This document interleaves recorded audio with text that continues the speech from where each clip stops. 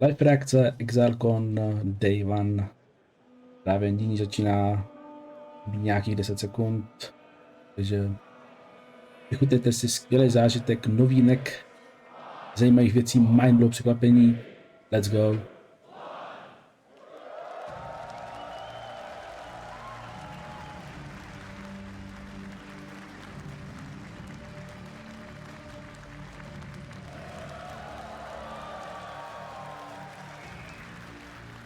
Hey guys, how's it going? Perry in here.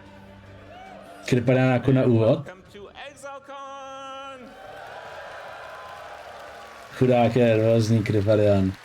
Přišel včas, Thank you all Dixie. so much for joining us here in New Zealand. It's quite a journey. Thank you guys for joining us online. It's going to be a fantastic show. Chudák. So, Chudák, you guys Kryp. want to learn about what's coming up in Path of Exile? Oh, you do? Kryparian je vlastně absolutní old school player. Původního Path of Exile. Ten dělal prvotní videa jsou vlastně na internetu, na YouTube. Let's take a moment to go over all the wonderful things we have already experienced in Path of Exile. Let's take a moment to check out Path of Exile from the past.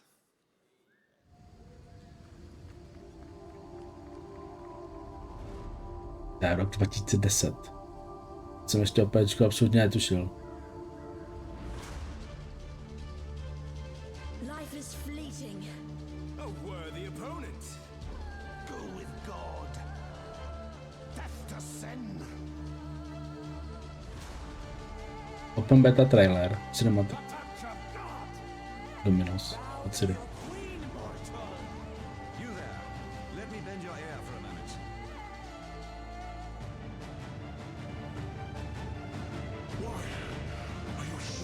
Awakening trailer. První ligy, Arbendi, Tempest, Talisman liga. Scendace. Tady vidět, jak ta hra se prostě krásně rozvíjela. Dali tam tu jejich nejlepší možný soundtrack na tom. Legacy League. All Oriat. What in damnation have you done?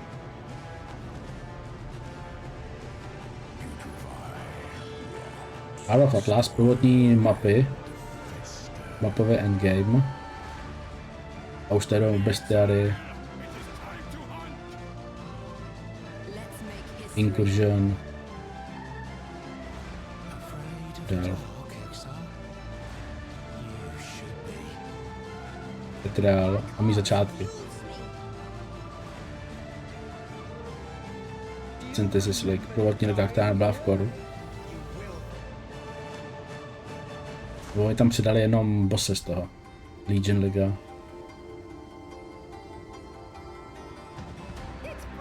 Tower Defense. Asia. Conqueror of Floods, Watchtowny, nový map design. Endgame. To the grove, Exile. Harvest. Harvest awaits. This one should be rather. Heist the best league. Does the toy wish Because to play with me? invitačky, Maven. Ultimátum. Doufám, že už tam bude, už tu bude comeback tuhle ligu. Expedition. There's no time. Scorch. I've become too weak to sustain the blood crucible. Siege of Atlas.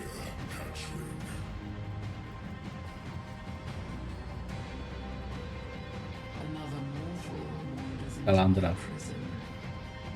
You cannot escape Medad's gaze.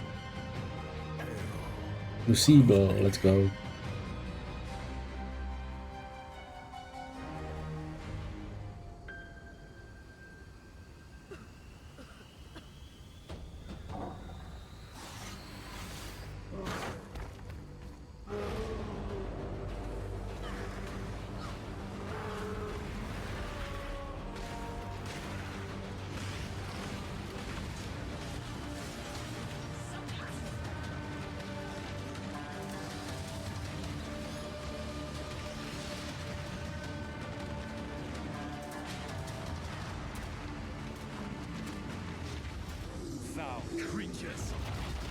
Nejnovější trailery, kde ta hra vypadá úplně odlišně. Takže úplně mindblow.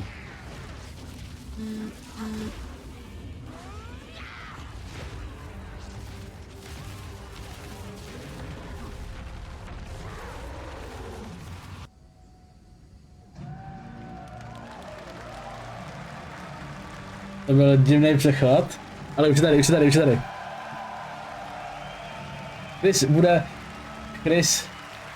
Chris bude nejvíc hot guy na ten moment na světě.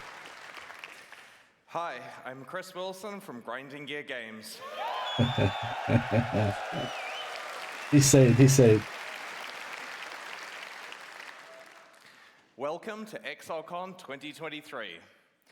It feels like just yesterday that I was here on stage at Exilecon 2019 announcing Path of Exile 2. Since then, we have worked tirelessly on the content we're going to show you this weekend. To everyone here in person, thank you so much for coming out to join us. It honestly feels so good to know that people love Exile so much that they fly across the world to come and celebrate it with us in person here.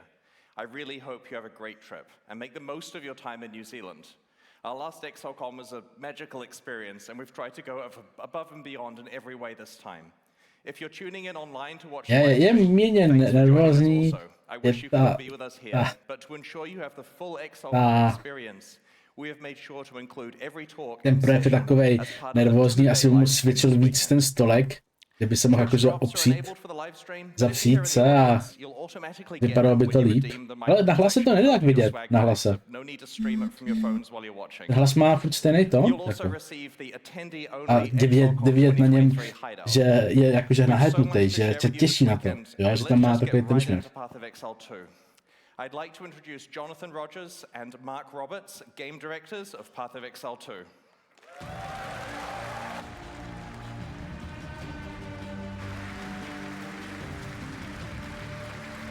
Jonathan. Hey guys. While Chris has been running Path of Exile 1, Mark and I and over 100 other developers have been hard at work on PoE 2. And honestly, the project has become much bigger than we expected when we announced it in 2019. It's been almost 4 years since then, and so it's about time we showed you what we've been working on. Oh, hang on. Okay. When we announced Path of Exile 2 at Exilecon 2019, we told you guys that we were releasing it as an expansion to PoE 1 and that both campaigns would be playable in the same game. Oni vlastně tam teďka nemají to, hele, oni tam nemají ty televize, kde mají ten text. Jo, a v podstatě všechno mluví z hlavy. Skills, mechanics, classes, everything you'd expect from the next generation of action RPGs. Not to mention revamps of most of the jak jsem to minul, tam kde koukají. This thing is just freaking huge. There was a point when we realized that trying to replace PoE 1 with PoE 2 would essentially be getting rid of a game that people love for no real reason. So we made it Path of Exile 1 and 2 will be separate with their own mechanics, balance, endgames, and leagues. But it's still a shared platform. Your microtransactions are available across both games. Everything you have ever purchased or will ever purchase in the future will be usable in both games unless it's hyper-specific to the content of one of them. You can't transform into a bear in PoE 1. Počkej. Nekolnu tam, že to bude separátní. And use all your stash tabs. So with that in mind, we'd love to show you a live demo of some of the stuff we've been working on. PoE 2 has come a long way.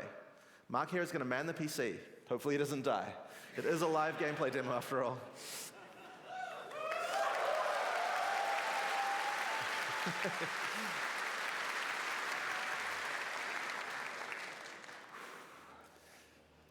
All right.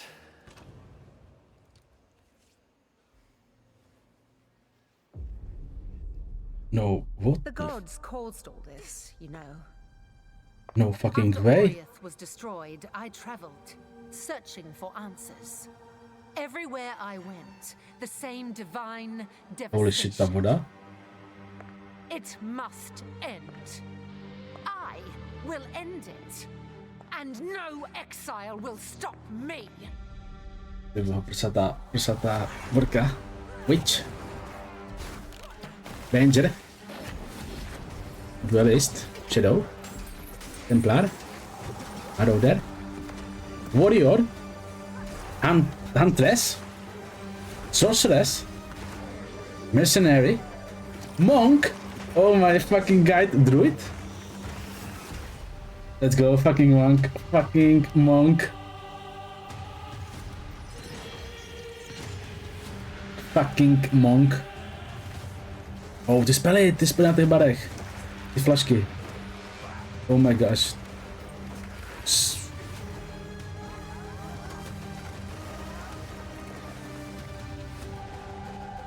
What the hell? Plutok, Lord of Kin. The Blind Beast.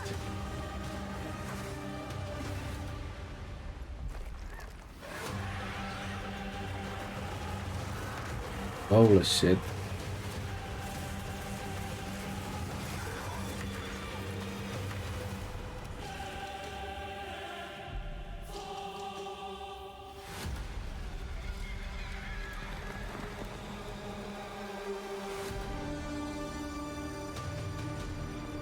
...600 monster. 100 bossů. No fucking way. Are you kidding me?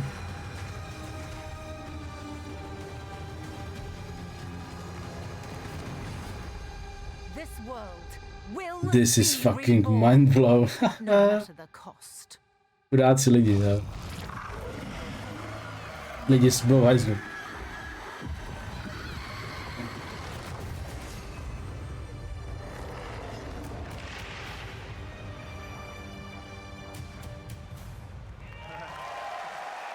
Masakra, jako tam ten strom, oni tam přidali vlastně monk, to asi budu vidět nipples. Alright, Mark, your turn now. Oh my god, absolute game, pojď dva gameplay i hned. Let's go, rozjet to typu. By showing you some of the gameplay of Act 3, one of the 6 acts in PoE 2's campaign. We're starting here in the jungle depths. Act 3 is set in the ruins of the Vaal civilization, which fell thousands of years ago. Great cities, and we'll be exploring it using one of the 6 new character classes called the Monk. Je to tak. In PoE 1, we had one character class for each of the combinations of strength, dexterity, and intelligence. When looking at the design of PoE 2, though, we realized that many of the new skills that we were trying to design just didn't really fit thematically with the existing classes that we have.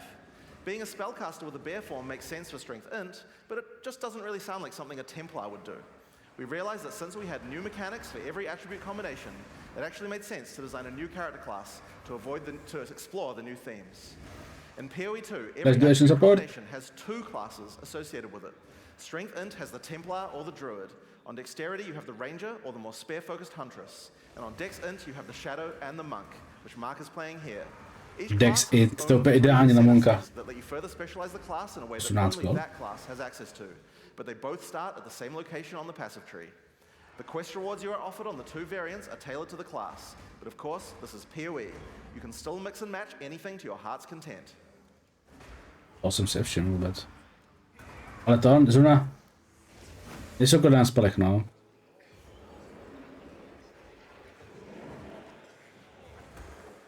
Ale zrovna dneska tady byl Jáchym, což je divák, a říkal zrovna, že by byla celkem sranda, kdyby tam přidali ty klasy. Jo. Což v podstatě přidali, oni přidali dvojitý klasy, tyho, to je prostě jakože what the hell. Byl plný mindblow věc.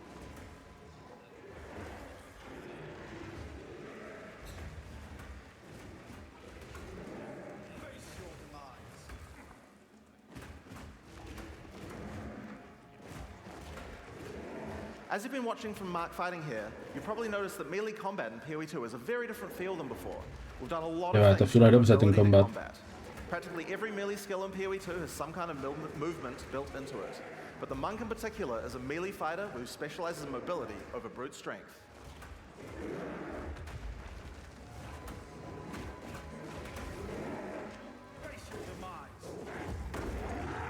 Goldy, fakt, že jo?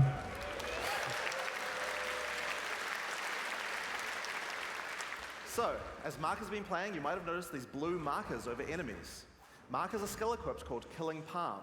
Whenever an enemy has a blue indicator over it, it means that the monster has low enough life to cull with killing. Ty vole, viděli jsi ten efekt, jak tam pinknul lightning? It's an important skill for the monk since many of his skills interact with power charges. One of the great things about the skill is that it has a built-in dash forward, which makes it much easier to target the skill. Kombat se tváří být pomalejší, no ale to je při těch showcasech takový... Nevíš, že si to ukazujou, aby ukázali ty ability a tak dále, jo.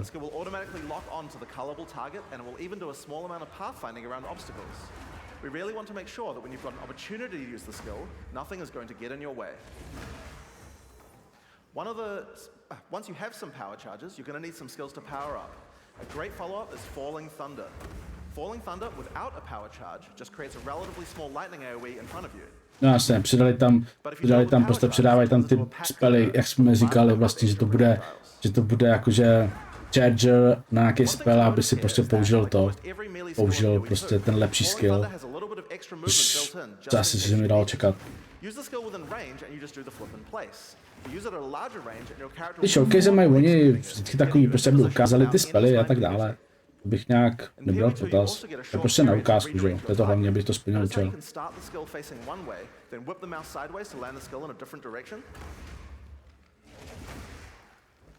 Now, in order to get power charges, you're going to first need to get some lower life monsters into a cullable range. You've got a few options if you want to charge right in. Whirling Assault is great. It doesn't do much damage per hit, but it covers a lot of ground. And notice how you can turn as you do it?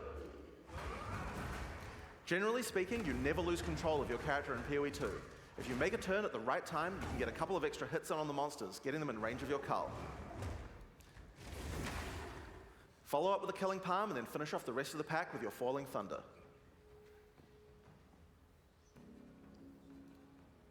Mašinárium. Oh my gosh, ten loading screen. Zaborky koupou nějaký krvavý lázdy. This is the place where the Val built the various constructs that they relied on to power their civilization. Ask Alva for advice.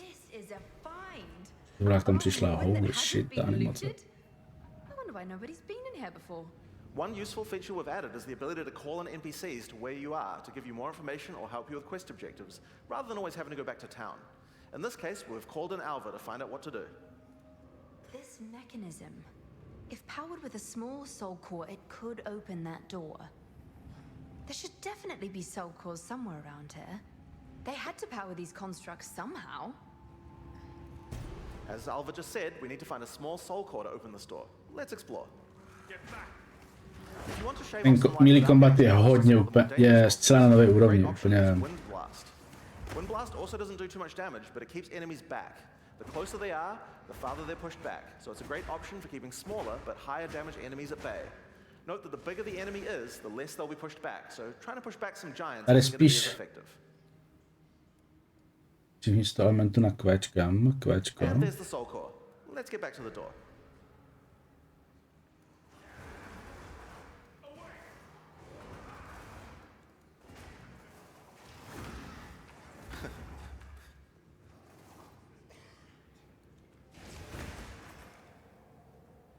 Jako, to bude to kvéčko nebo véčko, ono, tam to vysvětlení těch spelů asi bych, je fajn, že to vysvětlí, ale je to... Má, je tam... To je prostě, že máš, to může, to je prostě showcase, aby to vyšlo vidět. Ale tady mi to spíš... Tady spíš mě to trošku evokuje v tom, aby ty nový klasy v podstatě mají ukázaný nový skill efekty, že jo? Takže je možný, že třeba budou mít alokovaný jenom tady ty skilly, jako, což by bylo poměrně zásadní. Jo? A fairly simple option is to get right in the monster's face with Ice Strike. Ice Strike doesn't do too much damage at the first two hits, but attack 3 times in sequence and you can get off a combo that has a much higher chance to freeze. Get in there with the freeze, then roll back and finish the job with Glacial Cascade. Now, remember how Glacial Cascade is that extra damaging spike at the end? If you hit a frozen enemy with that spike, it shatters the ice on the enemy and does a devastating amount of damage. This is a really great combo against bosses, as you'll see later. Oh yeah, and I've just been casually mentioning rolling around. Did I forget to mention that in PoE 2 we added a dodge roll to every character? Just press spacebar at any time to roll. Co jsem říkal, přidaj tam prostě moderní mechaniku, že space. spacebarem bude sledovat. And it even has Told ya, pathfinding told ya. so you don't get stuck on anything.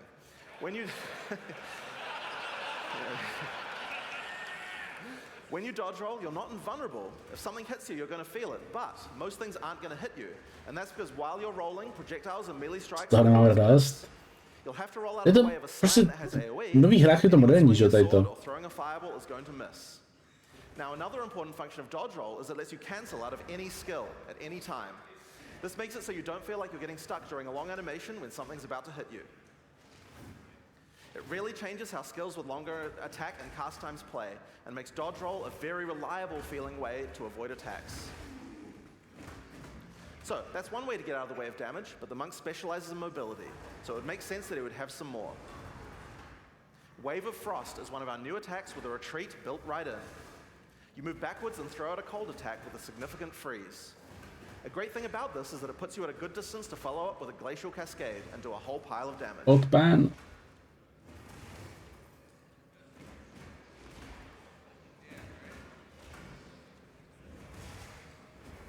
No právě ty nevíš Swish Frostblink, že jo?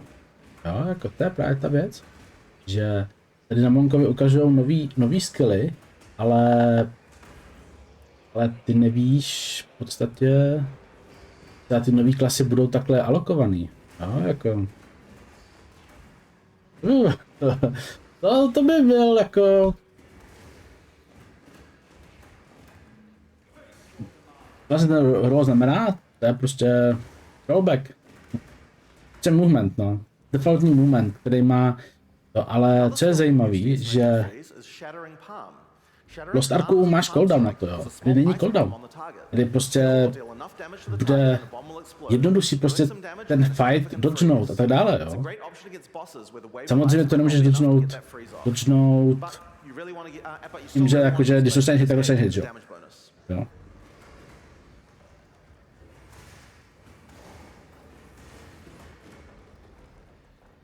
The final skill we're going to show you today is Flicker Strike. It's a monk skill and another skill that consumes power charges. To nevíme, ale víme to, že nevíme, že odstranili movement skilly. What the hell?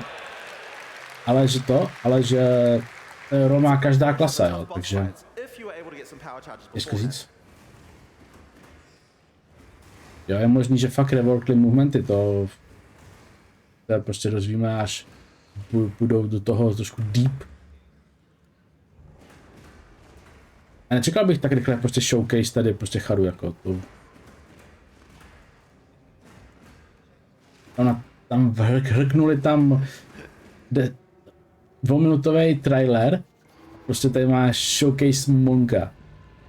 Co se mi trochu nelíbí, jsou ty spely. Jo, ty spely mě trošku evokujou, že jsou asi ve fázi v nějaký jakože beta verzi. Ukaž. Mně se hodně líbí se ten movement. Ten movement a ten melee combat je hodně dobrý. Je to mílička, je to budou milovat prostě. To je pro ty mílička, to je to sick.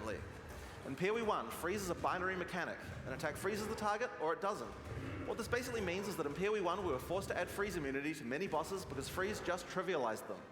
Because of that, freezing was something you could only really rely on while pack clearing, and not something you could use as a core part of your build for boss fighting. In PoE 2 though, all crowd control mechanics now have internal meters that allow you to build up to a freeze or stun. Je hodně friendly, ale v Po1 ten melee combat byl absolutně garbage, bylo to fakt problematický. A lidi pak hráli prostě AOE skilly a tohle ti prostě umožňuje libovolně hrát melee skilly, vyhýbat se jim, prostě útočit ze zadu, prostě takový ten typický melee combat. Jo, tady prostě vidíš, že nedostal hit, jo, že to prostě hraje jak Dark Souls bosse, jo, prostě nechá ho vykástit, odroluje si v klidu, charge si k němu a jede to tam, jo. Úplně ideální fight pro mílíky.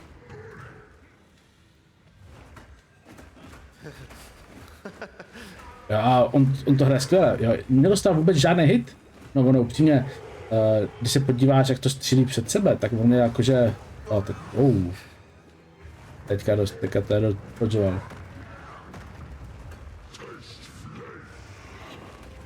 Do toho systému, jak to mají tady, se to hodí ten roll, protože prostě tady si myslím, že to udělají úplně parádně a wow.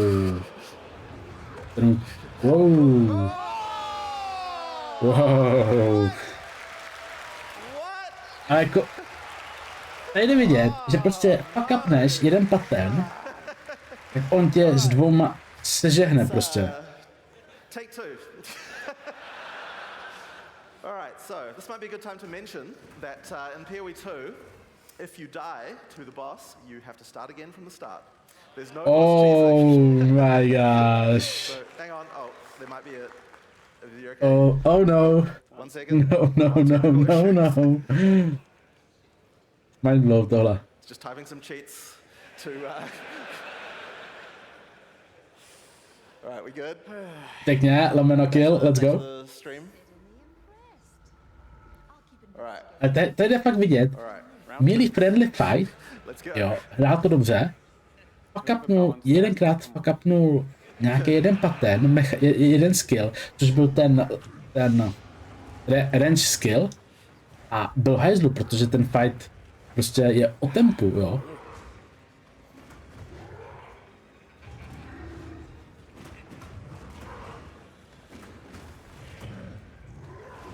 A on ještě v podstatě má freeze, tudíž má zpomalení ty ataky.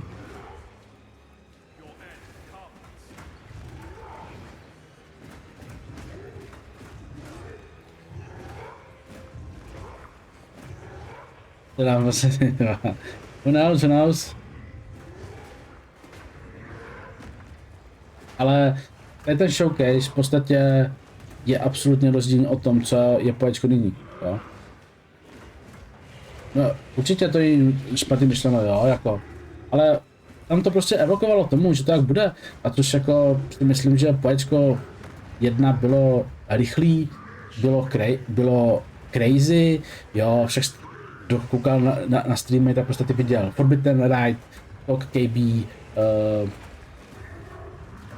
400 movement speed, Spectral Shield Throw, Champion a tak dále, jo, jako.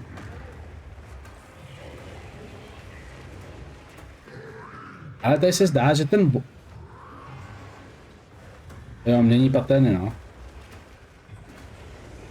Ale víš co, o to víc, tady tím stylem, ty v podstatě ty boss fighty uděláš sick. Pokud ta hra bude pomalejší, jo, já osobně nemám problém, bude dobře devading, tak je to momentálně jedna z nejlepších her RPG. Což už momentálně je nyní, jo. Tak to. Tady to je nepříjemný spell, ten slam před sebe 3krát za sebou. Okay, do the... Oh, nice.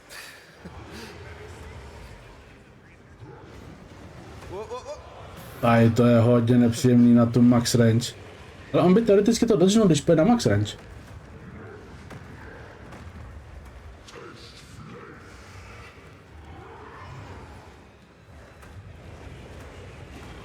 Hele, o co, že tam ještě bude nějaký spell, který jsme neviděli, na nějakých procentech. Ty vole.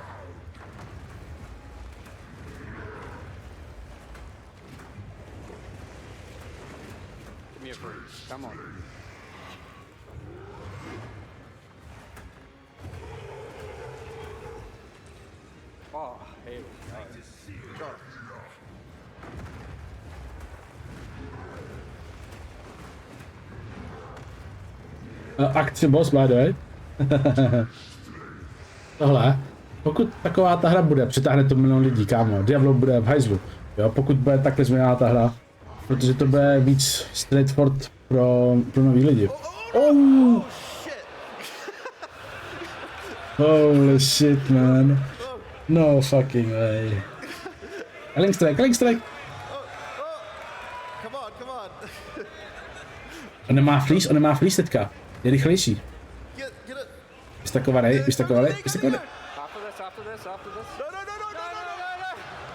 Oh my. OK. Ten movement, ten boss fight, prostě to upřímně už je na jiný úrovni, než má Diablo, jo. Už jenom ten melee friendly movement je sick. And here we really want to make sure that you feel rewarded for exploration. It wouldn't be much good if we made all these awesome optional bosses if we didn't have something great to find for killing them. One of the things you might find for killing a boss is permanent stat bonuses for your character. I wonder what spirit does. Ale nic bylo to ještě v klidu. Když mi gameplay zabývá se žádný stres. Ne, týpek to hrál dobře upřímně. Týpek prostě dodržoval ty spely, jen jak tam přišel ten spell, kde tam byly ty lightning striky. To jako bylo nepříjemný to.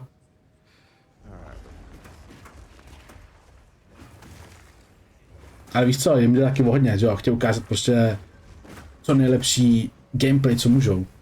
To se jim momentálně daří. Děsí se, jo.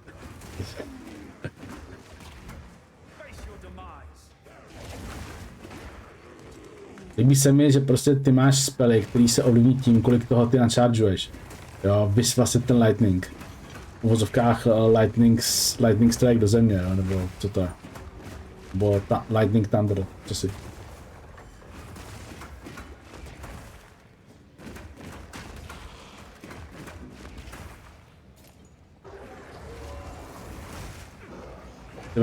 Nějaký afex po něm.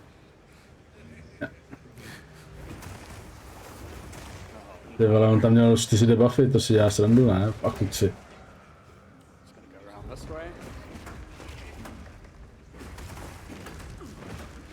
Ale ty tam máš prostě 600 nových monster, kolik tam avizovali. Nechci ukázat skillství, ten byl v tom traileru, hleď. Tam, to musím pak stopnout.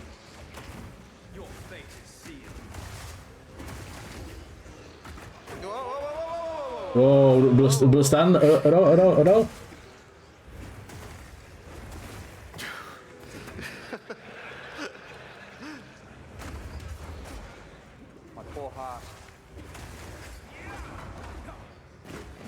Lightning strike.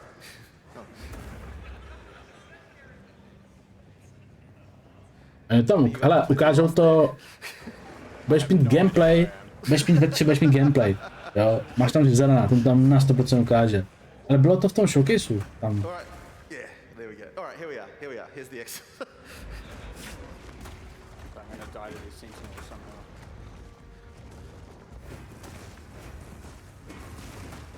Stejně jak ten Xfest, jak to taky nesnáším. A představ, ještě tady bliká tutoriál, hele, tutoriálek tady.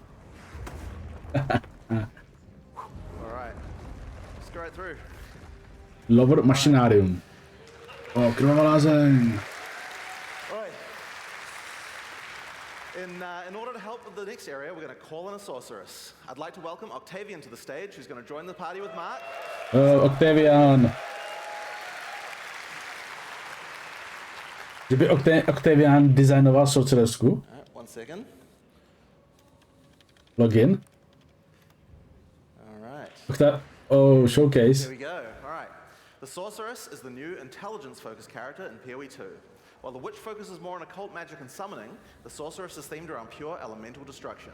Let's have a look at how she plays. Pure elemental destruction.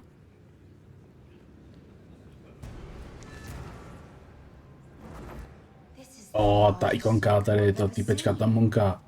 With this, we could power the canal systems. But it isn't charged. There is still latent energy in this machinarium from its ancient operation. These lines in the stonework should lead to generators. Mají dobrý ty voice liney. Voice liney jsou hodně dobře namluvený. Pracují dobře s hlasem, že to prostě říkají to. Tam možná jak když... In any case, it should still function. We'll have to remove that large core from the wall, of course, but that shouldn't be a problem. Ne, to je Ice Nova. To je Ice Nova. We have some skills here you're probably going to recognize if you've played PoE1 before, but they feel a bit Ice different Nova, now. Ice Nova. Spark is great in these tight passages since it bounces around. We've added a Pierce support gem to really allow it to No, retire to je onto the Spark. targets. Oh my gosh. Představ si tohle, když máš vystakovaný castem, ty vole. To tam bude lítat o 106, ty vole. Oh my gosh, fucking Now, if you Spark. find yourself surrounded, it might be a good idea to use Ice Nova. It hits all enemies around you and slows them down with a chill. Just be careful. Getting up close and personal isn't the ideal place for a sorceress to be. She doesn't have the more Sparka je šílená, ty vole. really oriented A character. jak prostě, když se podíváš na to, jak to tam všude proskakuje, tak je to úplně smooth animation. Takže tam jsou dva, hele. See the ice crystals forming around the character. They drop off if you walk. Jo. When monsters hit you, they take cold damage and build up to a freeze. So it's a great defense. Just be careful. You have to be standing still for a little while to get the full effect, so trying to stutter step using it isn't the best strategy. Now, Arctic Armor is an ongoing buff, but did you notice it didn't reserve any mana? How does that work? Well, we were pretty sick of the fact that in PoE 1, basically every character was playing with no mana pool, so we decided to change the way that reservation works. In PoE 2, there's a new resource called Spirit. Spirit is a dedicated resource that you can use for ongoing effects like Arctic Armor, Heralds, Auras, and Minions. Okay.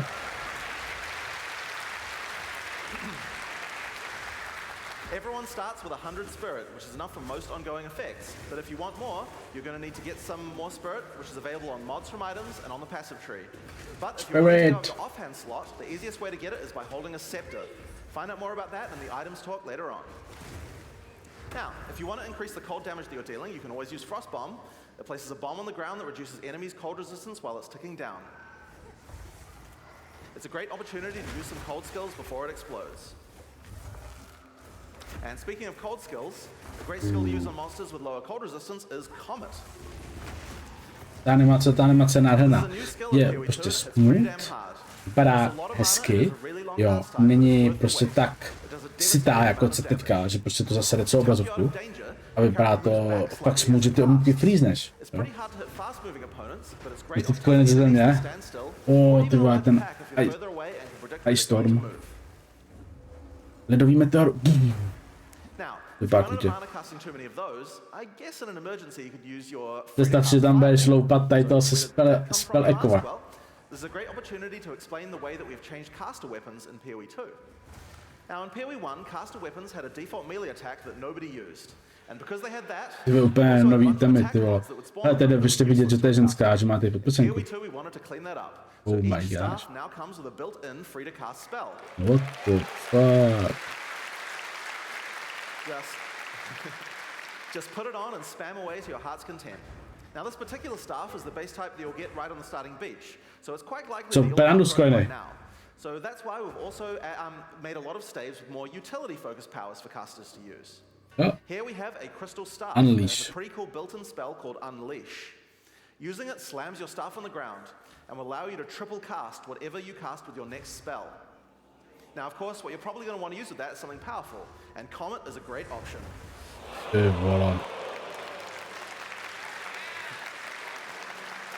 Tady to se mi líbí, tady to. Is one of the few skills in PoE 2 with a cooldown. In general, we really try to avoid using cooldowns because we really hate the feeling that combat is just waiting to cast your next spell. Dobrý. Podle mě tam budou, ale tam pár. Ale tady u toho to dává smysl jako, proti tomu cooldownu. Proti tady tomu cooldownu nemám nic, jo, protože prostě to popneš a můžeš hodit 3 spely, nebo skopíruje to 3krát ten spell, což prostě... To je prostě jako Warcry, jo. Samozřejmě tam asi budou nějaký talenty, který to budou redukovat. Ale tady, I fucking like. Jo, ta Sparka, ta vypadá... Ta Sparka vypadá jak Sparka, jako... Ten smooth, ale nejpodstatnější je, jo, je to showcase ve 2 lidech. A ta hra vypadá fucking smooth, fucking cool, jo. To je třeba jakože poměrně zmínit, protože... Říkáš, že ty komety, tu animaci můžeš chýbat tu chvíli. To je u toho Ice Stormu, no, to je prostě... Bude chtít vyzkoušet v praxi, jak to bude fungovat a jak to bude vypadat, jo. Budeš to muset zahrát nějak kombinaci s nějakým s tím štítem nebo tak.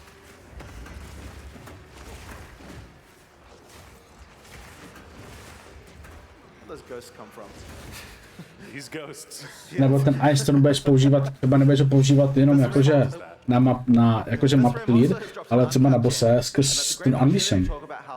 Jo, Unleash a Ice Storm.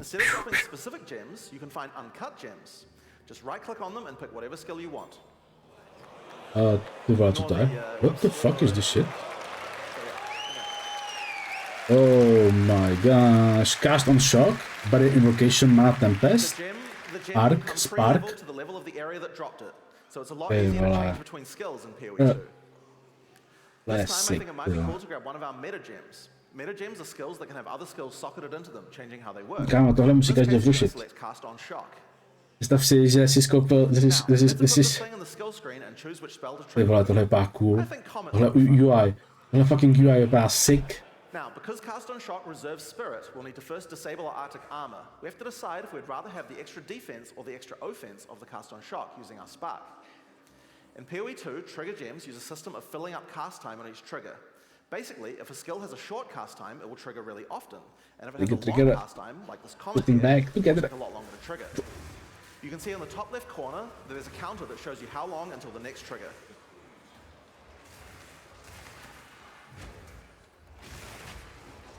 Hopefully you shot some monsters. Uchránili to lidi, kteří si koupili Diablo 4. There we go. And there you have it. That's using Cast on Shock. We've automatically cast Comet whenever we're using our lightning skills.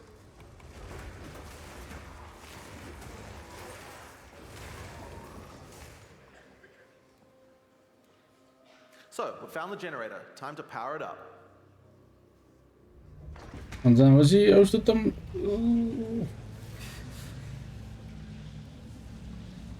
Tam byli tam, jak on to sebral. Ale jak se tam lineujou ta zem. Vypadá krutě. So, one thing that PoE 1 players might have noticed is this character has both lightning spells and cold spells. That's pretty inefficient, right? It's a big no-no for most builds because any specialization into cold or lightning isn't going to affect the other element. And generic elemental damage increases are not going to be as powerful as focusing on a single element. Well, in PoE 2 we have another major new system to introduce to solve these kinds of problems. And it starts, oddly enough, with weapon swap. Now, in PoE 1, weapon swap isn't really used much for its originally intended purpose. We imagine that people were going to be swapping in and out between different weapons to deal with whatever situation they were in. People just don't do that at all. And a large reason for that is because it's really, really awkward. In PoE 2, we wanted to solve all of that. The staff Octavian is using here has an ice mod on it that makes it great for when he's using his ice spells. But we would also like to be able to make sure that this build works just as well for his lightning spells. If Octavian equips his previous staff in his second weapon set, you can see that it appears on the character's back. Now, we're going to open up the skill screen. Oh my gosh. Octavian opens the skill options for his lightning skills. You can see here that you can choose which weapon sets are usable with each skill. First, we uncheck set 1 from being used by his lightning skills. Then we go through the cold skills and turn those off with his lightning weapon. Just take a second. If I can remember where they all are. Yeah. Now, when we use Spark, the character will automatically switch to the lightning staff on his back and then use the skill. And when Octavian uses his Ice Nova, his character automatically switches to his Ice Staff before using it. Mango. Sick.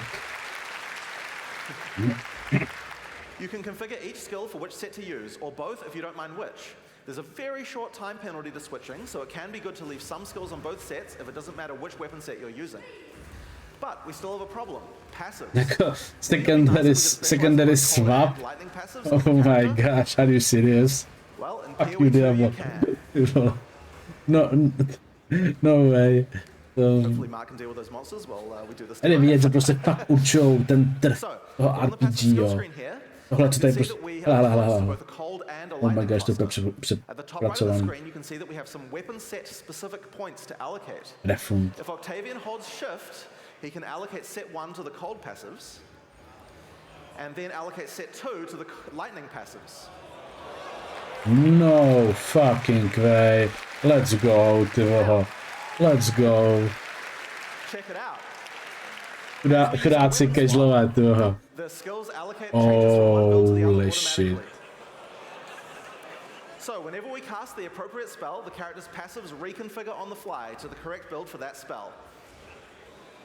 Now, you can't do this with every single passive on your tree. Only points granted from skill books will allow this kind of dual specialization. So you're not going to be changing from a mace-slamming warrior into a fire elementalist with the press of a button. But it certainly increases the number of options you have for builds.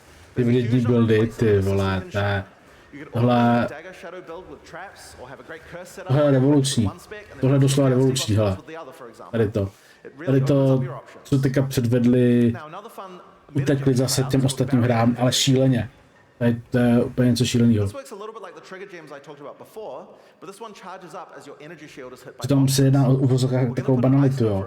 Ale prostě to je brutální.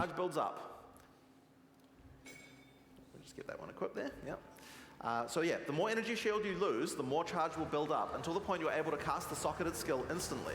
Oh my gosh. There you go. So you lose some energy shield, and at just the right time, invoke Ice Nova to cast all the stacked up copies in one instant cast. If you keep losing shield, you'll build up even more charge for even more casts. So it's a great defensive option in an emergency. Dobré defenzivní, jakože led tady to.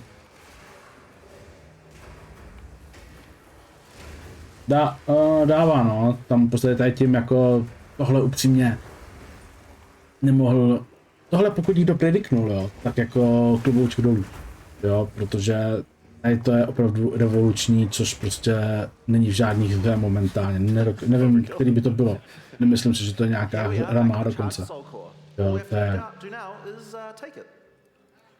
tady to přijde absolutní, jakože fakt revoluce v této žánru. Let's go, boss. Pojď. Defeat Zika to. Oh my gosh, co na to jak tam jde? Holy shit. Don't die this time, guys. Oh my gosh. Máš štítek?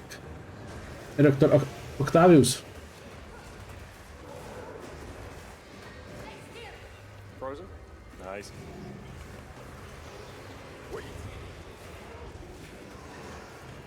Proč si neudělají tam portál na res? A to možná nepůjde, ale tady to. Asi. Umřeš, vole, znova, budeš tam progresovat bose.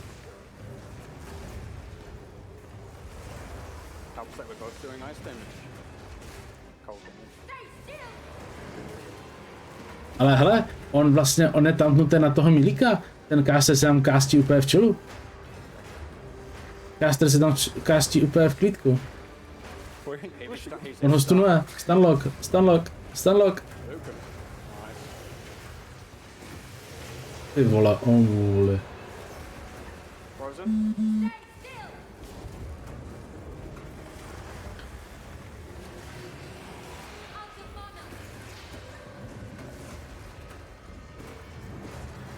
Takových máš 100 nových bossů, hele. All skill.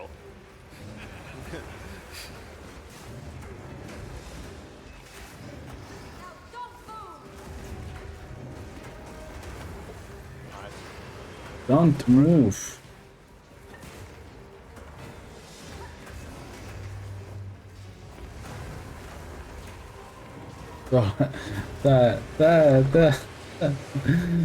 Ach jo, tyho.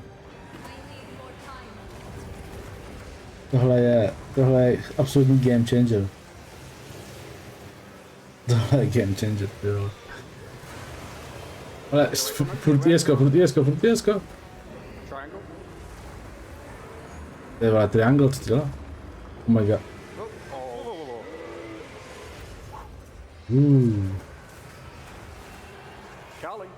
Je to zatím mega dark. Je to takový temnější. Ale furt tam jsou takový ty jejich barevný prvky, jo, ty spely a tak dále, jo. Now, if you're physically here at this event and you get to play the demo, just remember, it's a different game than before. It's a lot harder. You're probably going to run the first pack of monsters and just die. I really recommend you read the signs. They have good advice on how to combine your skills effectively, and remember, dodge rolls on spacebar, use it. Ale ono upřímně, Ta verze může být těžší než moje jedna. Jako, jo, tohle může být prostě pro ty casually, kteří na to nejvíc nadávají, a na ty lidi, kteří prostě... Path of Exile 2 has been a long time coming, and we're incredibly excited to be near the finish line. Closed beta June 7, We're 24. determined not to rush this and make sure we get everything right. In the meantime, there's a lot in store for PoE1. I'll hand back over to Chris, and he's going to talk about what's coming up. Jo, já si musím dát, že se dá žádnou poznámky do podle. To jsem nestihnu. Hele, pokud jsi tohle viděl, máš rád Path of Exile, máš rád ten žánr. A beta za rok, ty vole. Prostě si řekneš... Prostě nemám slov, jo, ta hra. Už jenom v tom showcaseu je sick, je těžší, je náročnější na gameplay. Jo. And because accounts and microtransactions are shared between the two games, and their expansion releases are offset from each other, it's super easy to jump between them and effectively play both if you want. So I'm going off script for a second here and just going to explain this a bit better. Imagine we release a Path of Exile 2 expansion, right? So everyone dives in and plays it. You give it, say, out of the 13-week cycle, you're going to play for, some hardcore players play for the first few weeks, some people play for most of the time. We're going to aim a Path of Exile 1 expansion to come out towards the end of that cycle, say 4 or 5 weeks from the end, which also lasts for 3 months. So because Path of Exile 2 has more content and is a significantly larger game, it will mean that you can play Path of Exile 2 for the majority of the cycle, and then either keep playing oddělili v podstatě Path of Exile 1 a Path of Exile 2, jako do začátku separátně. when its league launches and enjoy that. Either for the entire period or until the next Path of Exile. To máš tolik věcí, které prostě mineš jenom tím, že máš to, že pustu a sleduješ to a nevnímáš. Speaking of Path of Exile 1 expansions, we've got one coming out in just 3 weeks, on August 18th. Let's watch the trailer for Path of 18. Exile, augustu. Trial of the Ancestors. Tolte já, bych musel zkusit plány Dexy. Let's go, liga, jo. Liga.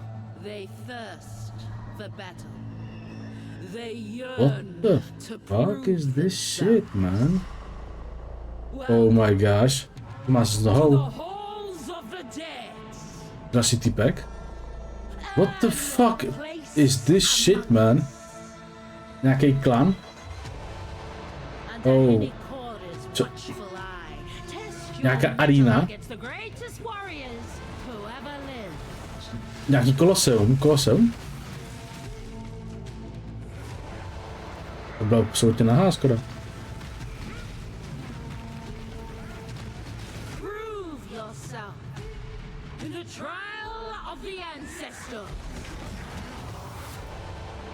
Trial of the... Holy moly macaroni. What? To je tahová hra? No fucking way, man. What the fuck? Passive skill tattoos?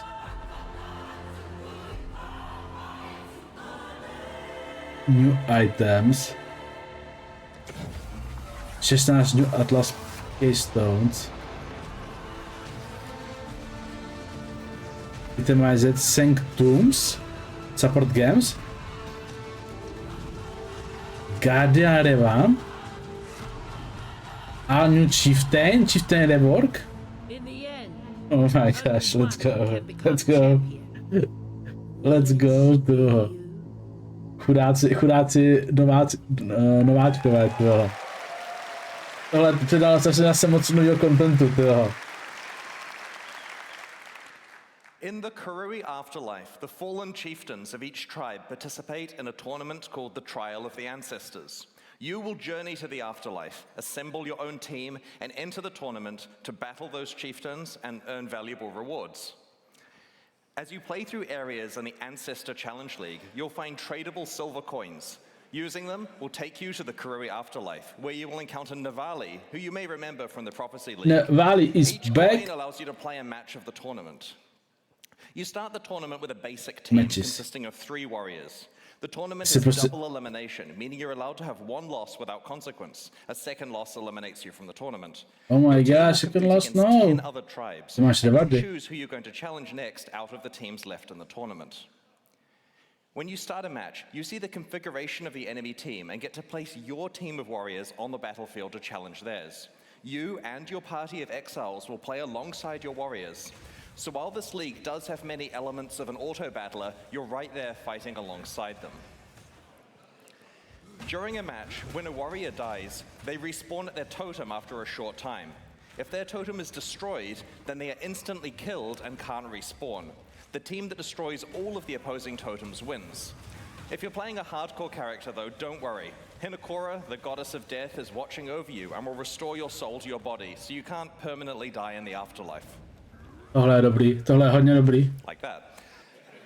In the Trial of the Ancestors, strategy and tactics are key. Every unit has its own strengths and weaknesses that must be utilized to win matches. Ty prostě dáš plánování prostě do RPG hry, prostě ta mechanika, ty vole, to je, zase to posunuje tu latku vejš, protože tam je úplně absolutně nový žánr, něco tam fakt nebylo, jo. This version of the Tuatara has a stealth ability, which makes it perfect for the flanking position, to sneak through enemy defenses and take out unprotected totems from the side. The Goliath of Night is a disruptor unit, and it's ideally placed in a center position to intercept enemies that are chasing you. You can also allocate it to defenses, so that it disrupts enemies that are trying to kill your totems by stunning them. So in this match here, we've set up a Tuatara in a flanking position, a turtle on defense to guard our totems, and a Goliath to follow us as we attack up the middle. Our plan is to work with the Goliath to distract the enemy front line, so the flanking Tuatara can get through and destroy some of their totems.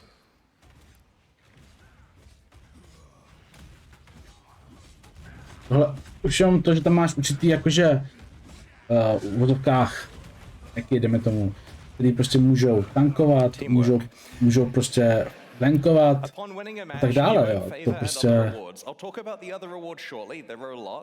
You have a separate amount of favor with each tribe, and you can spend it by talking to their chieftain to recruit warriors and purchase field items and equipment that your team can use.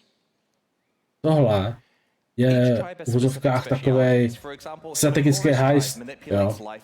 Že prostě můžeš naplánovat svoji, pro lidi, kteří hrajou tahové hry, jo, já nevím, jako třeba, nedovedu si takhle představit nějakou tu hru, která je takhle jakože orientovaná, jo, ale to je prostě...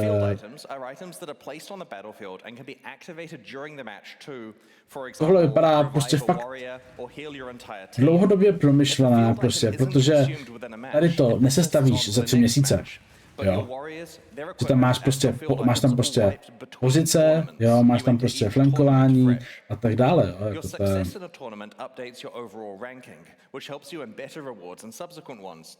Speaking of rewards, let's discuss the good part. What you can earn for succeeding at the Trial of the Ancestors. You can tell this gets me excited. Okay.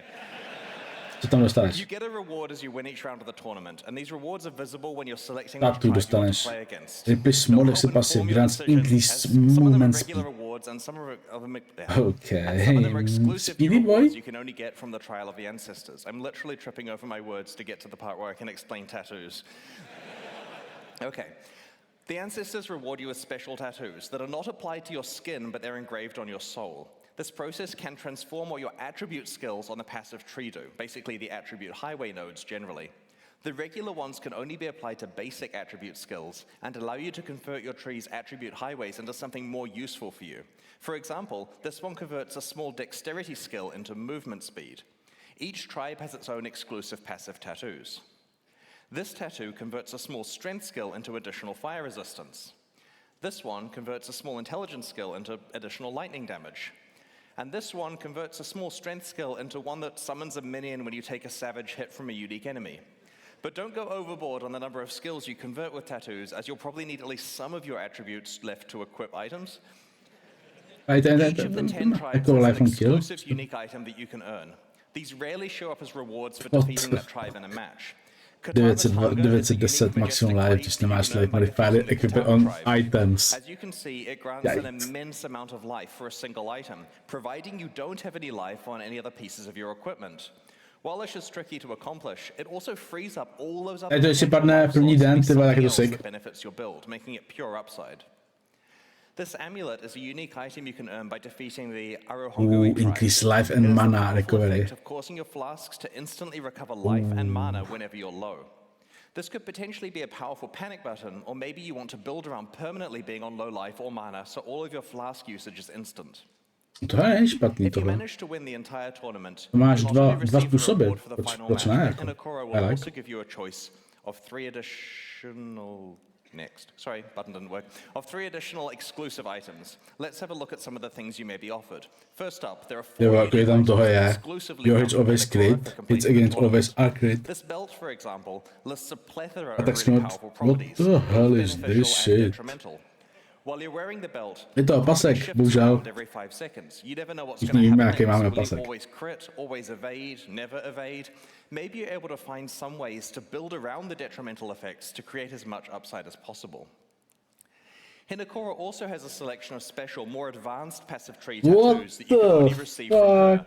This one transforms a 30 intelligence notable attribute skill into one that increases the level of Jo, your jako intelligence gems. ten level intelligence tam bude takových věcí, ty vole. Drop, zvednout. Hinokora can also award you with a new type of item called an omen. These are small items that sit in your inventory until a condition is met, at which point they are consumed and something happens. In this case, when you reach 25% life, your flasks are all replenished. Budget páseček? Each player Ten can only páseček consume 1 omen může per být combat takové, area, jakože so you don't have any reason to fill your entire inventory do with early them. gameu, proč ne? This one creates a portal on death. Portál, to tam skryt. We made it for me. It won't try to save your life, but it will save you some time. Ale už jsem si všiml, že tam přidávají strašně moc věcí, strašně moc věcí, jakože plus 1, jo, jako třeba tak ten lightning a tak dále. I shudder to think about how much this one is going to be worth in the presence of those incredibly rare unique weapons from 320.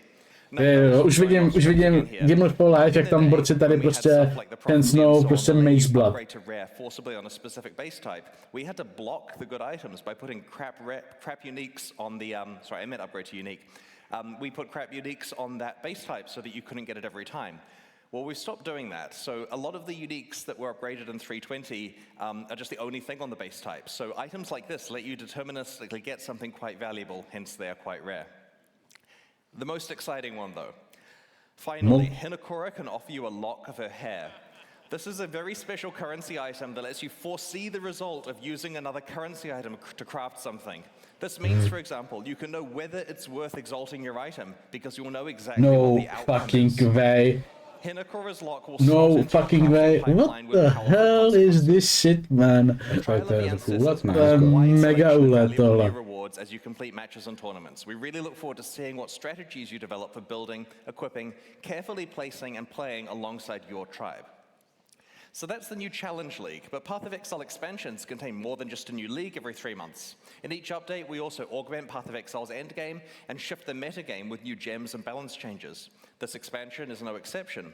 I'm going to explain the other changes in a medium amount of detail. I'm conscious that we have both new and existing players. For new players, I'm going to try to include some extra content to help make the changes more understandable. You can find out all the detail in the patch notes and other information we'll be posting in the few weeks before release. Let's start with how the Trial of the Ancestors expansion expands Path of Exile's endgame. Oni vlastně už teďka expanzi dělají nějakou velkou scénu ligou prostě. This league was a roguelike game set within Path of Exile where you would randomly explore a randomly generated sanctum one room at a time alongside your regular play. You'd pick which rooms you wanted to explore out of several options and accumulate beneficial boons and detrimental afflictions that made your run easier and harder respectively. Not only did Sanctum work really well as a league, but it also had the potential to be added to Path of Exile as part of its core endgame content, alongside systems like mapping, delve, and heist. Well, in this expansion, the Forbidden Sanctum is back. Bude to v rámci Mystery Line? I've really been looking forward to this one. We're reintroducing the Sanctum as core content in Path of Exile's endgame. You'll initially meet Divinia, the Sanctum NPC, in Act 10. Sanctums are now tradable items that you can find while playing maps in the endgame. A forbidden tome represents a whole floor of the sanctum, and its rooms can be played back to back, or you can take breaks between them and do something else if you choose. Upon successfully completing that sanctum floor, the next floor is generated as a tradable item with all of the state of your sanctum run built in. This means that the item stores what boons and afflictions you had, what rewards you've locked in, and how much resolve you have left. You can then either play this floor or trade it to someone else if it feels more beneficial. For example, let's say you manage to lock in a really valuable reward. The example here is a mirror of Calandra, but you'll also notice that it doesn't work on the board. Okay, one resolve. One resolve, no.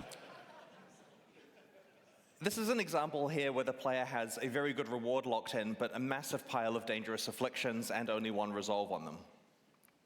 If you don't feel capable of completing the rest of the sanctum from this point, then it would normally be a write-off, right? If you gave this to me, no way am I getting that mirror. But you can now trade the sanctum state to someone else who is willing to pay for the chance to earn the mirror, or lose it.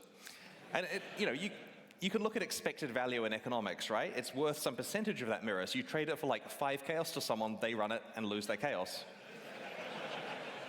Your relics, which act as passive bonuses within the sanctum, are locked in for the run when you start the first floor and can't be changed for the rest of the run. Speaking of relics, they're now tradable and have been rebalanced around this. Okay, those of you wondering, we've decided against bringing back sanctified relics for now. A complete sanctum run now requires killing the final boss, Lycia, in both her first and second form. She will always drop a unique relic, and these have been reworked and replaced as we rebalanced everything. An important aspect of the new sanctum balance is that your primary defenses now have some effect on protecting your resolve. Your armor allows you to mitigate resolve loss, and your evasion grants you a chance to avoid resolve loss entirely, a lot like how armor and evasion work. Your energy shield grants you Resolve Aegis, which is a mechanic that works similarly to how Energy Shield behaves for life. In light of the new defensive opportunities and learnings from the original Challenge League, we've balanced the difficulty of Sanctum, especially in later floors, and have worked to add more monster and room variety. Buff? We've added new boons and afflictions themed around the new defensive mechanics and have rebalanced many of the other ones. Like other optional endgame systems that involve tradable items, players who don't want to play Sanctum can trade their Sanctums to other players in exchange for an item or currency that benefits them more. Successful Sanctum play can generate a lot of rewards. It'll potentially be possible to build characters dedicated to Sanctum running and just farm Sanctums repeatedly in order to profit. Sanctum isn't the only improvement the Trial of the Tohle jako bude jedna z nejlepších farmících strategií. Jo, prostě protože tam se generoval na karence. Pokud někdo bude prostě umět to zaběhat, prostě to bude jedna z nejlepších a neefektivnějších farmících strategií. You could use these points to modify the behavior of different content you encounter in in-game maps to make it more difficult or more rewarding, or to behave entirely differently. The system allows you to double down on the content you enjoy and avoid content you don't. Keystones are really impactful passives that totally change how in-game systems behave. Usually they have an element of give and take, and require you to come up with new strategies to take advantage of them.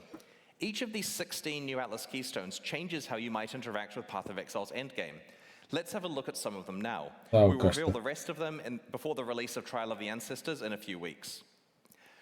Extreme Archaeology completely changes how you play expedition encounters. Instead of placing a series of regular explosives, you now place one gigantic explosive.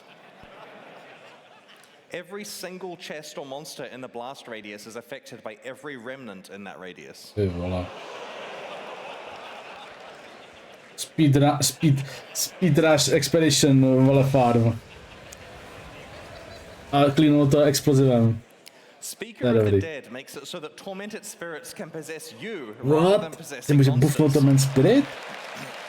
Okay. Your stats instead.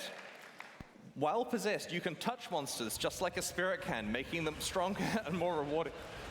It's kind of getting silly at this point, isn't it? Blight is like a tower defense minigame inside Path of Exile. The Cassia's Pride keystone makes it so that blight monsters take significantly less damage than players and significantly more damage from blight towers. Že hrát blightka úplně v klidu. All in playing like an actual tower defense game. Because we can. Lucid Dreams makes it so that Val's side areas in your maps are no longer corrupted, meaning that you can use currency items to change their mods. That's right, when you encounter a Val side area, the keystone lets you craft it.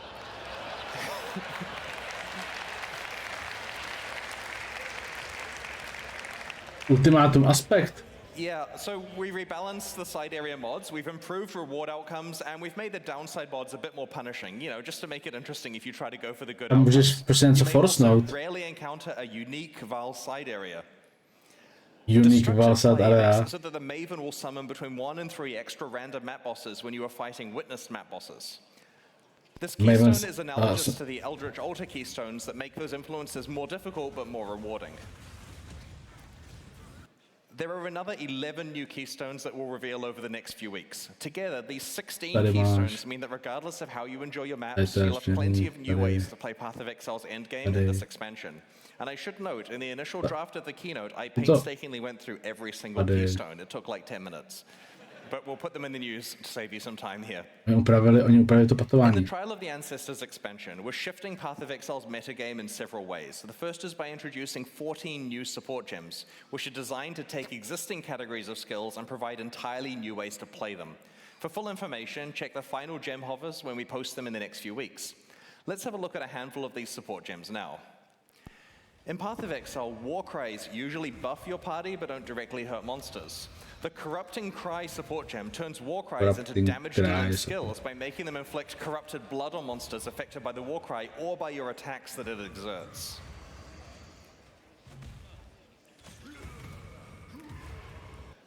The Returning Projectiles support gem causes projectiles from supported skills to return to you, piercing all targets but dealing a little less damage. Piercing all target. What the fuck, Sparka? The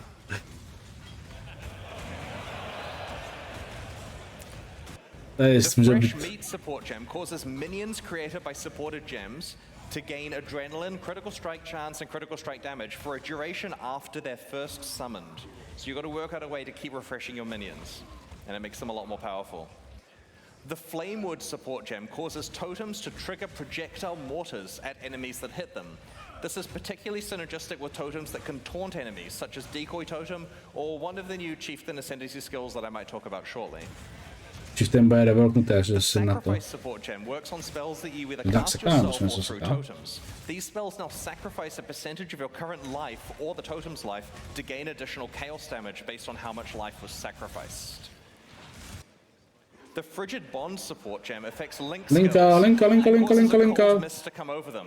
Enemies caught in the beam are chilled and are dealt cold damage over time. This creates a new tool for a cold damage over time build, requiring strategic placement of both yourself and your linked ally. I mentioned it was going to get silly. The Locust Mine support gem looks OP and affects attack skills that use bows and wands. Instead of directly using the supported skill, you throw mines in an arc that use that skill for you, targeting your location when you detonate them. In addition to these gems, there are another 7 that we'll be revealing over the next few weeks.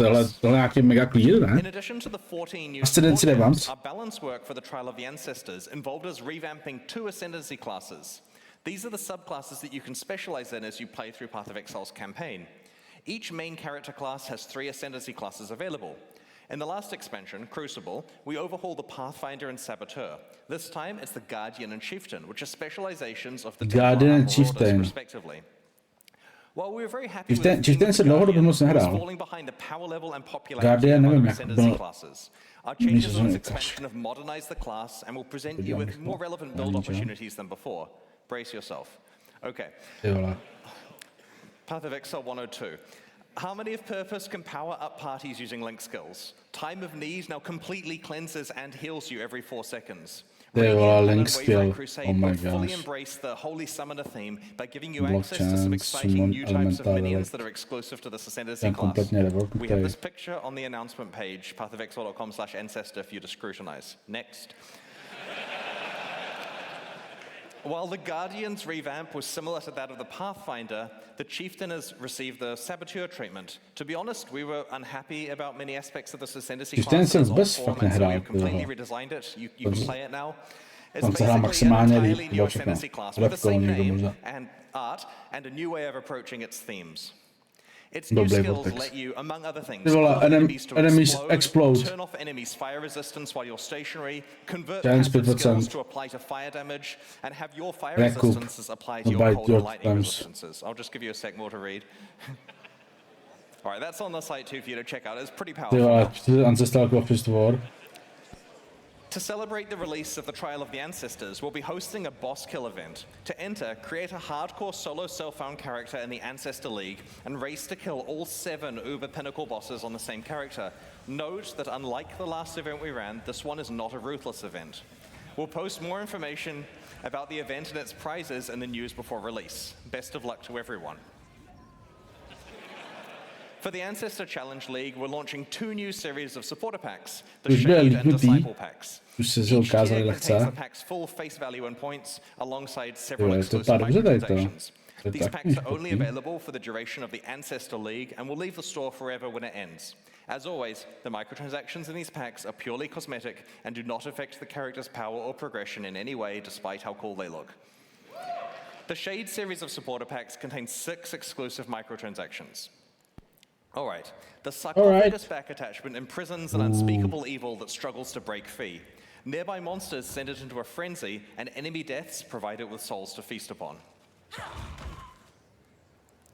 The Stygian Waypoint shackles visitors to your hideout in chains, yourself included. These chains are just cosmetic though, and they break as soon as you move. It would supposedly be a gameplay advantage to be able to imprison people. The Ferryman's armor set is so full of trapped souls that some of them try to escape. Moving while wearing the boots will leave souls in your wake trying to break free. Lol, to je po mně masivní. The Infernal Portal opens a gate to the Netherrealm when you approach. This prompted a lot of internal discussion about whether using hellfire to heat your hideout is actually safe and practical. The demon-bound crafting bench allows you to enslave a malevolent entity to craft items for you. Be warned, it has a sharp tongue and will mock you mercilessly. Jaký básik, jo. For such a paltry use. The Nebula character effect causes items you pick up to orbit you in an ethereal cloud of loot. Lol. The Disciple series of supporter packs also contains 6 exclusive microtransactions. Look at dog. I'm going to put that in the top pack. Hele, to Illidan on a The Hero's Landing finisher effect summons a marble statue from the heavens to execute unique to si nebudu představit, abych tam popnul ty vole explode, všechno tam popná, mě spadne hrát a jistě. The Bell Tower map device heralds the opening of a new map with a peal of bells. Jo, ten masivní map device. Start to run out of portals though, and it will reflect your desperate situation. OK, jak to je říčený. This is fine. The Cathedral armor set reflects light through your character, creating beautiful patterns on the ground around it. If your life gets low, it responds in kind. OK, tady ten se to jmenuje. That fires its eye lasers at enemies you critically strike while the flask is active. Again, cosmetic. The Currency Orb charge effect lets you pick from a number of different currency types to replace your charges with, as long as you've used that currency item anytime from today onwards. Some people, we have to store it in the database, right? Some people will show they can be part of the exclusive club of players who have actually used the mirror. What the hell, This effect also causes your charges to display in town. So the theory is you go use your standard mirror, which we all have, right?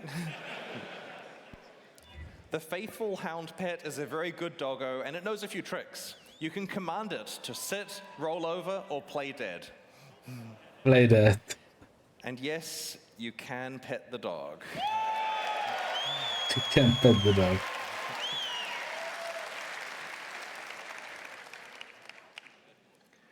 These new packs are available right now at pathofexile.com/purchase, and purchases like these directly fund the ongoing development of Path of Exile 1 and 2. Meanwhile, the ještě nejsou na té stránce, to je leave the podvod. store forever at the launch of Trial of the Ancestors, so now's your last chance to purchase them. There's some good stuff in those too. Thanks for your continued support. The fun part. For the last Exilecon, we developed a special card game that encapsulated the full gameplay arc of Path of Exile over the course of the event. Players could defeat monsters, progressively upgrade their items, use currency items to craft their equipment, find and run maps, and eventually defeat Je to tak? A ten druhý se mi líbí. Líbí se mi ta aura je hodně dobrá. Ty karenci jsou taky pěkně. So this year, we're proud to bring you the 2023 version of the Exilecon card game. And like all Path of Exile expansions, it even includes a challenge league. In your swag bags, you'll have found a box of Exilecon cards, and then a gentleman outside will have asked to purchase them from you for real money.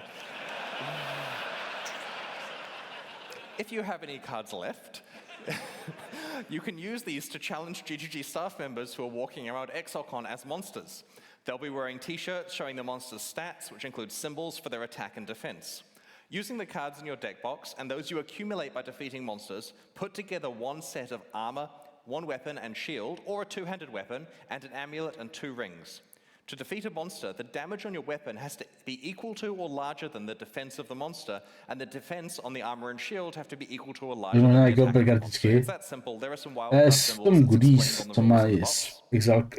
Rings and amulets are pretty hard to find, and they can be used for either attack or defense. So to attack a monster, politely approach a staff member wearing the shirt, introduce yourself, and show them the set of equipment you want to use. If your symbols match, then you'll have defeated them, and they'll give you a reward and remove some of the durability from your items. They do this by clicking the card, so if you want to keep the card pristine, don't necessarily attack someone with it, it will get damaged in combat.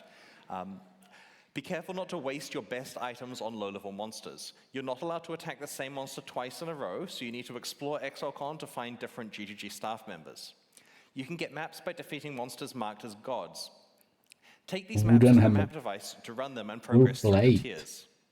On the back of the box is a list of quests. As you complete quests, you can visit the crafting bench on the top floor to receive rewards for completing those quests. While you're there, you can also use your currency items to modify your equipment. I mentioned that this year's version of the card game introduced a challenge league. That league is Delve. Accumulate sulfite and bring it to the Delve wall, sorry for the bad photo, it's hard with lighting, on the middle floor. Each sulfite card you hand in allows you to explore one tile of the azurite mine. You'll all be working collaboratively throughout the event to delve deep into the mine, fight the monsters that lurk there, and uncover its treasures. And I feel really bad for the poor people that had to hang 3,000 cards on that wall. You may eventually be able to challenge the pinnacle bosses if you manage to get really far in the card game. I'm the Searing Exarch, Jonathan is the Eater of Worlds, and Mark is the Maven. Defeating any of the 3 of us will reward you with a Mirror of Calandra enamel pin. This pin is exclusively available for winning the card game and won't be sold in the merchandise shop. Each person can only receive a maximum of 2 mirrors, and when they run out, we can't give any more out, so try to win the game early. The reason for 2 is a very typical Path of Exile reason, 1 for you and 1 to trade. All right, it's almost time to go and experience Exilecon 2023. Aside from the card game, we've prepared a full weekend of activities for you. There's a busy roster of talks and interviews on the main stage and the streamer stage. We've posted a schedule at exile.com/exilecon, so you can see what is happening when and where. The schedule also includes information on meet and greet sessions. A special guest this year includes a roster of many of your favorite streamers, but also some game development industry friends we've met for the last 16 years. Moje 2 bude separátní hra, takže v podstatě Moje 1 bude prostě jedna hra, Moje 2 bude druhá hra. Jo, takže není to jako, že expansion, to bude jedna. To hlavní, jo, takže řekl jsem si to správně, že prostě je to separátní. Je to separátní, on tam vysvětloval ještě dál.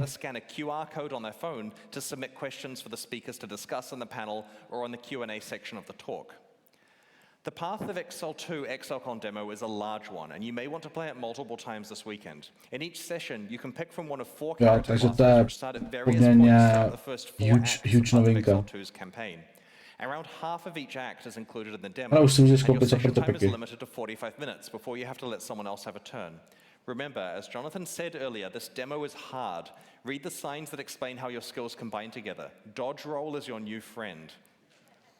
You should also swing by the Path of Exile mobile demo at the chill out area on the top floor and check out its progress. It's coming along really well, and we'd love to get your feedback on it. Mobile. Heaps of Ty new vole, Path to je of Exile toho, merchandise, which is available at our Tohle, merchandise co shop toho on the vyrobili do middle hajzlu. floor. We've made 17 new t-shirts, which include a few from our community t-shirt design competition. 17 new We've created a range of t-shirts. 24 enamel pins. You'll have found a random one in your swag bag. If you Je approach me bardzo. and I'm wearing a pin, feel free to swap for the one you've got if you'd like. Happy to trade. You can purchase the others in the shop. As mentioned before, there's also the super exclusive Mirror of Calandra pin that is only available to winners of the card game. Maybe you're able to trade for a full set. There are 2 new posters. One is the Atlas Passive Tree, and the other is the Periodic Table of Currency. Lol, to je dobrý tady to. In addition to To je hodně dobrý. reprinting the incredibly Ponožky, to jsme už popular viděli Celestial míme, hat že jo, socks, Exile? we've also introduced the Chaos Orb socks, better for business meetings. There's also a range of 4 desk pads to keep your play area tidy. You Vypadají can dobře. check them out at the demo zone. Tady to je pásky. We have a limited range of Exilecon 2019 merchandise available in the store as well. Make sure to hit it up early if you want some of this, because stocks of the older items are quite limited. We have plenty of new merchandise for everyone though, and I think I might have underestimated that. The Exilecon livestream concludes tomorrow with our grand racing finale, where 4 players compete for up to $10,000 Na to jsem zvědavý, and na the title to. of Exilecon Na ten 2023 race. Racing Champion. Afterwards, we're Ponožky hosting tam an mají, to after jsem party at viděl, jak 8 se p.m. postoval. at the venue. If you're watching from home, please note that because there are multiple things going on at the same time here, and we can only stream one of them live, we'll be re-streaming 3 of today's talks tomorrow before the event starts. So to be clear, they're occurring here, people can watch them in person, but you can't watch them at that time because we're streaming something else. So we're going to re-stream those tomorrow in the 3 hours where it's way too early to do it in New Zealand, but you can watch them online from the States and Europe. This makes sure that everyone is fully up to date on all of the talks that have been announced about Path of Exile 2 before the important Q&A in the morning where you get to ask the important questions. If you missed out on attending Exilecon this year, we'll be at Gamescom in Germany in August and PAX West in Seattle in September. At both shows, the Path of Exile 2 booth will have our Exilecon demo available to play and a small team of grinding games developers. Jo, oni budou na Gamescom a PAX Westu, to znamená, možná, že budou ještě nějaký jakože dodatečný info. Nějaký. Každopádně, tohle byla teda úvodní prezentace. Ukázali tam showcase Poje 2, ukázali tam vlastně Challenge League a nebo jako expanzi. Každopádně to nejzásadnější info je, že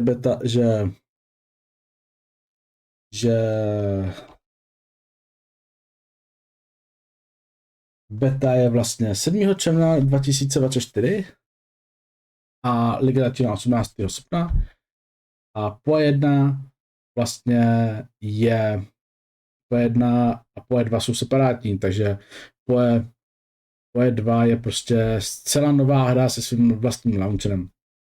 Vypadá to odlišně, každopádně tohle byl live reaction a děkuji vám, že jste se dívali za video, dejte like, odběr a můžete napsat nějaký postřehy a můžete očekávat další videa, které se budou vydávat o tomto víkendu. Takže mějte se hezky, jdu se dál, vy jste můžete dorazit na Twitch.